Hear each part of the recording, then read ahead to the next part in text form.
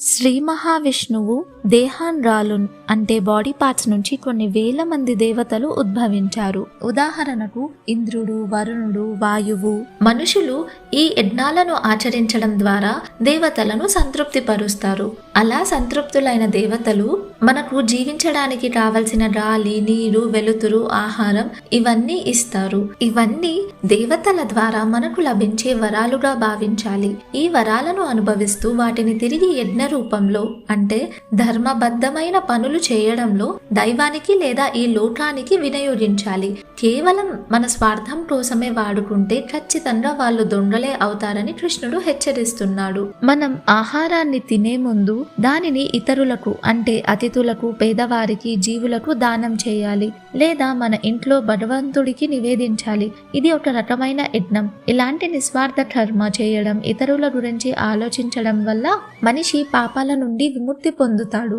తన స్వార్థం కోసం జీవించేవాడు, ఇంకా స్వార్థపూరితమైన పనులు చేసేవాడు ఖచ్చితంగా పాపభారాన్ని అనుభవిస్తాడు అని కృష్ణుడు చెప్పాడు.